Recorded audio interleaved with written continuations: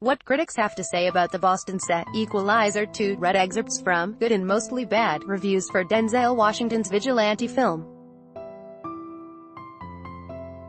The Equalizer 2 is Denzel Washington's first sequel in his 40-plus years as a film and television actor. Just as in 2014's The Equalizer, loosely based on a 1980s TV show of the same name, the Oscar winner plays Robert McCall, a retired covert government operative who is hiding out in Boston, this time as a Lyft driver, and enacting vigilante justice. The action film was shot in 2017 in Boston, including in the downtown area and in the South End and Roxbury neighborhoods.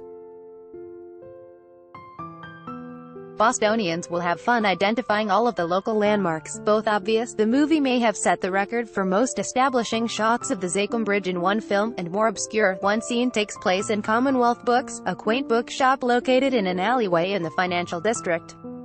But is it worth seeing in theaters? Ad choice advertising and read invented by Teed's advertisement. If you're inclined to select movies based on their Rotten Tomatoes scores, the answer is probably not. At the time of this article's publication, the film had a 40% freshness rating, firmly planting it in rotten territory. That said, a single number can't adequately capture the range of critical response, and many of the reviews coded as fresh or rotten by the critical aggregation site have a bit more nuance.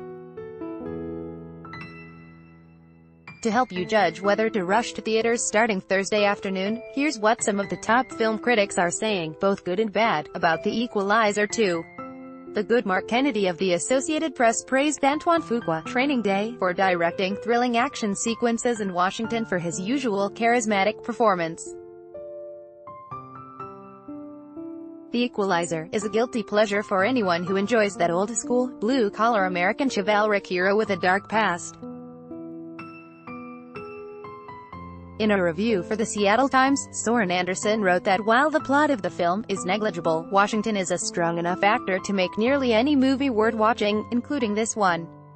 There's the old cliché that says, so-and-so is such a great actor he could read the phone book. Whatever that is, as I said, it's an old cliché and make it interesting.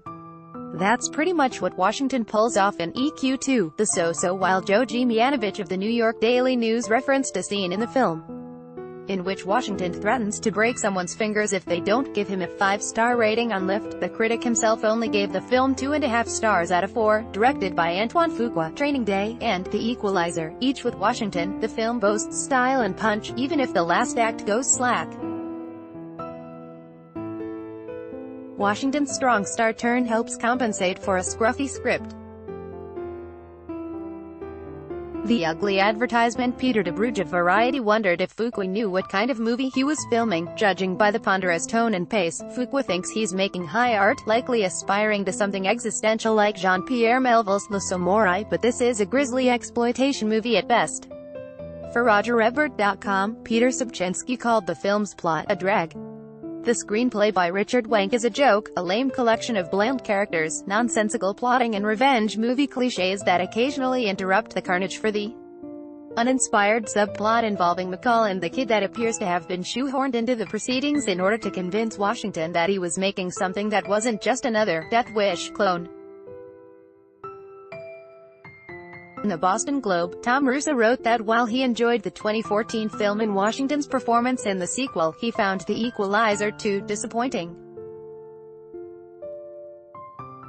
We had our doubts when Denzel Washington and director Antoine Fuqua felt compelled to dust off Edward Woodward's 80s primetime relic, The Equalizer, for a feature update 4 years ago. To our surprise, the duo delivered a gritty, relevant genre yarn that bristled with vigilante danger that the product of its time TV show could never muster. Apparently, we should have reserved our skepticism for The Equalizer 2, save for a couple of crisp standalone segments incorporated as tone setters. Washington's first-ever sequel is a narratively and visually muddled disappointment, one that regularly confuses numbing brutality with vicariously thrilling righteous vengeance. A doubt of the AV Club said that Washington's talents were wasted on a film as bad as The Equalizer 2. By the end of The Equalizer 2, it's clear that hiring Denzel to play McCall is a lot like paying Frank Gehry to design your doghouse. He'll get the job done, and probably do it really well, but surely his talents could be much better applied to almost any other task. The headline of David Ehrlich's IndieWire review. Denzel Washington's first sequel is hopefully also his last. Why not John Q. 2? It's not as if we ever figured out that whole healthcare thing. Why not The Manchurian Candidate 2? It's more relevant than ever. Why not The Taking of Pelham 456, or The Greater Debaters? 3 Guns? He Still Got Game? Deja vu all over again? Literally anything else.